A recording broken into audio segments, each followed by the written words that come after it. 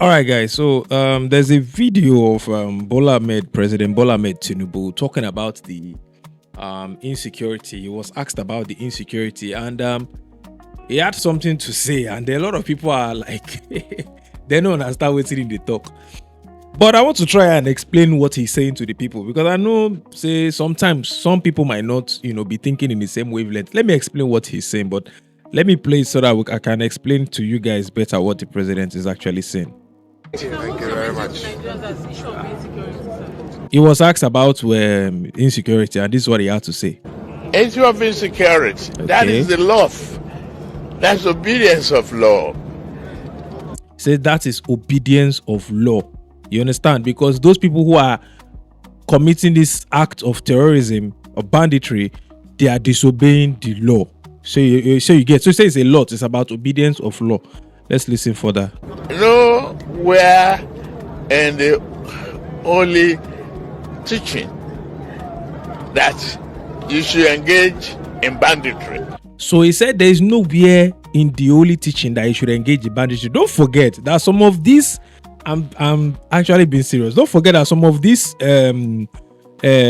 people are committing these crimes or this banditry or this terrorism in the name of one religion or the other. Sure, you understand? So he said nowhere in the holy teaching did they give you people instruction to do this thing. Let's continue. Nowhere that you should kill another human being. Exactly. Nowhere you should kill another human being. The sacrifice we are talking about. Okay, this is where he kind of, almost lost me a little bit. He said the sacrifice we are talking about, but let's listen. Even in the beginning of life. Okay, this man, like this one, maybe you could have framed it a little bit better, but let's try and explain it. Where we take this from? What are we taking? Okay, you know what? Let's listen first. Like, let's not lose track. Let's try and listen. Okay. A child was replaced with animal. I get it now. I get it. So the so still about this whole religious thing. Now that in the Bible, Abraham was asked to sacrifice his son, and at the point of offering the sacrifice, God told him to stop. That there was not a ram provided, so that he will not have to sacrifice human beings. So that's what he's saying, that even in the beginning, God don't talk say, may we know they sacrifice human being. Say na animal, now if he sacrifice. You understand? So that's what that place is talking about. And that is what the value of life is all about. Thank you, sir. So he said that's what the value of life is all about. You understand? So if some people don't understand what he's saying, but I'm just breaking down what he's saying. Does it really, make sense? Not so much. It doesn't really make much sense in the, in the context of what is going on. Because as a president, I would expect you to say, okay, now in the issue of security, what are you? Your president should not be you should not be sympathizing with people. Like, okay, you should be sympathizing, but you should not be advising people. Like, it should be more of like, okay, the issue of security, it is sad what's going on. I'm saying if I was the president, this is what I would say. It's sad what's going on, but these are the steps we are making to ensure that this thing stops. And send a stern warning to those people that if you guys don't cease, it is going to be, that kind of thing, like, we shake, but because it's getting too much. This we have gone beyond dialogue right now. There's nobody safe. So if you people think you still need to keep quiet or keep calm, this thing will reach the point where we say the whole of this country could be, ablaze. So we really need to start, speaking up now. I noticed something again with this video. Our president is really old. Our president is really, really old. I mean, people, they use this thing, they catch cruise, but our president is really old. Officially, I think he's about 80 years old, but I don't know if that's his real age, but this guy is old. His family, my advice to his family, it has gotten to the point where you guys should just let this man rest. You understand? Muna, tell him, no need to run next year. Just rest, sir. You understand? People should look after him. He already has money, so there's nothing he's going to gain from this whole thing that is extra on. Like, it's just, I don't even know what to call it, just cherry on the icing. So make una advise am say he don't do. He has tried his best. He did a very good job as Lagos State governor. He did and that was when he was still a little bit younger. So he did a very good job then. And some people now, most problem I have with APC supporters or Tinubu supporters, if it's APC self, I feel honest, maybe if you are politically inclined, maybe you have to support your party because of one or two things where you could gain. But Tinubu supporters will be say they don't get anything where they gain. It really amazes me. If you complain now, Tinubu supporters will be like, is Nigeria's problem. This is the problem of security. Who do you think can fix it? Even your Peter Obi cannot fix it. I don't even care about Peter Obi. My own is this guy is not. He's old. Let him rest. That's my own where I'm coming from. Now, if we are saying, if sensible people are saying that the president of a country cannot solve the insecurity problem, they will tell you things like, even in foreign countries, there's still insecurity. Mukuna, shut up. How many countries do we know that they in broad daylight they will go and abduct a whole class of students with teachers and take them to a forest, still in that state, still in that country, and be doing videos torturing these people? How many countries do you guys know that this is happening? They will go and abduct a whole class of people. Muna, stop that thing. And people are like, and there's nobody that can. So, bro, there are steps that you can take to ensure that this thing doesn't happen. I'm not a security expert, but I believe that if I cannot solve this thing, I can seek advice or seek help from people who can solve this thing. If your head of security is not able to solve this issue of security, you can seek help from other countries. This gets to the point that we are being surrounded and everybody is keeping quiet. We are being surrounded right now, so you people should stop this whole statement of what can he do, or it's too early. Let me remind you guys, and as of 2012, when Goodluck Ebele Jonathan was president, when he talked about the subsidy removal, and then the price of petrol went up from about 65 naira to about 200 naira thereabout. There was a wide protest. A lot of church Christian leaders came out to protest, and your current president, was part of the people who was actually protesting as at 2012. And Goodluck Ebele Jonathan was just 2 years into power. He talked about removing the fuel subsidy, that they are not thinking about the poor masses, which is something that he is now doing right now. So what changed in his mindset between the 2012 and now, that he feels like it's a good time to remove the fuel subsidy completely? I mean, Goodluck Ebele Jonathan was from 65 to like 200. Now fuel is about 1,300 naira. So what changed between then and now? He also talked about insecurity. As I told you, I'm going to play the video. He also talked about insecurity back then. He also talked about insecurity. I'm going to play the video. He also talked about insecurity. He talked about the government not doing enough. And right now, some people are still supporting. I mean, this is the height of irony. He when somebody else was president and these things were happening, not even up to this. There was insecurity, but it was not this bad. The fuel price, the subsidy removal, the fuel price was high, but it was not this bad. He was part of the people that was speaking up against the government at the time.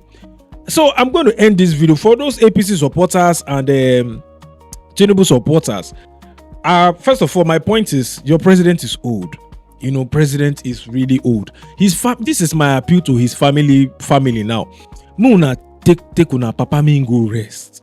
He should be resting at this point. He should not be thinking of the load of Nigeria is too much for an old man. The insecurity, electricity, there are a lot of things that's just too much for him. He needs to be resting. If you people love this man, you would tell him to go and rest. Like, you have tried, sir. That you don't try. Relax. He has been governor for Lagos State. He did well at the time. That's why a lot of people are supporting him. Those people that like supporting him, because of when he was governor, he did well. You understand? There's nobody that can be 100%, but he did well. As a president, is he doing well? No. Let's be frank with ourselves. I don't blame him. It's because he's old. This man is not as strong as he is. I was saying it with that AI voice note that was going around. It could not have been him because that voice was very clear and very concise. You will know that this the voice note now person will get energy talk that thing. The president is already slurring his speech. Like, this man is old. You understand? People who love him, his family members. Now, this is an appeal to his family members. He don't old. Me wanna tell this man me rest. Like, for the love of him, so that at least you guys can enjoy him in this retirement age. This is retirement age. You should go and rest. But like I said, everything that I would have said, about the President Tinubu's administration, I think he said it better as at 2012. The speech when he gave against Goodluck Ebele Jonathan, just 2 years into power. Because if today we say, okay, you don't reach, it just they start, because people are like, hey, it's just starting. The problem in Nigeria is too big. They can't cure it in 4 years. Goodluck Ebele Jonathan was just 2 years when your president at the time, Tinubu at the time, was protesting. Goodluck was just 2 years in. So now this is 4 years past. This is basically 4 years, and it's talking about campaigning for next year. When at this point we didn't really see what you actually can do to solve any of these problems.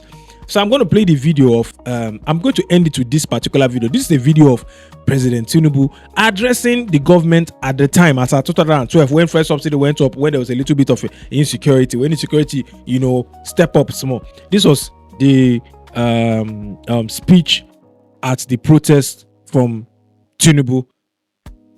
Those who could improve this situation for the good of all of us do not allow the opportunity to make things better for us.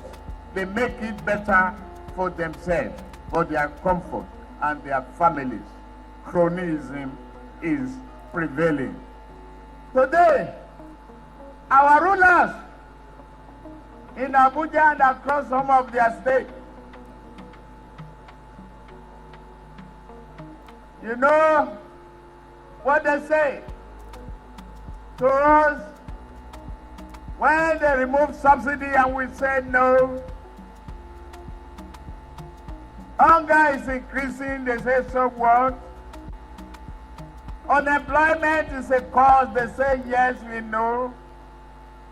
Why are the people hungry? Is then let them face death.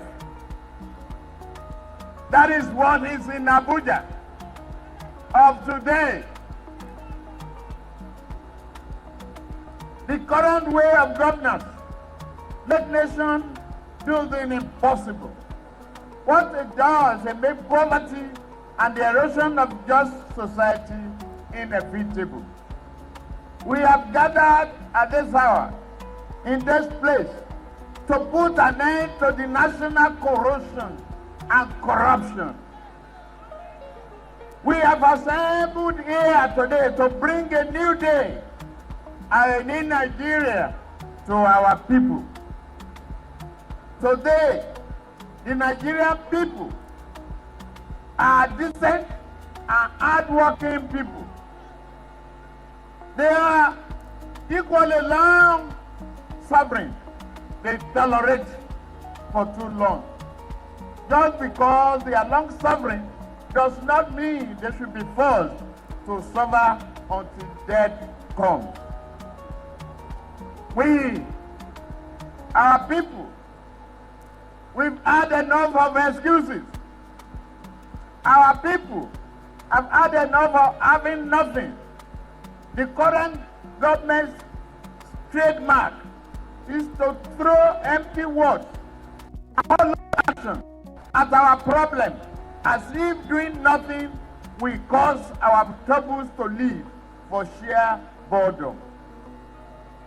Unemployment increases. Industrialization, we have nothing. Refinery, nothing is working. Electricity, they lie. If this is the government of, if this is the government's idea of transformation, and we have none of it, we should not have any of it. Because before, we say the government of slow motion. Now, it is the government of no motion at all. If they want to stand still at the bus stop or train station and be stagnated without poverty. They have the right to do so. And we have a right to kick them out. Not enough that they are stealing from our children tomorrow for lack of investment in education. They are still embezzling the retirement benefit of hardworking Nigeria, including our grandfathers. They are stealing the port, the treasury, not even leaving some coins for us to war with. Let them be out. Out now.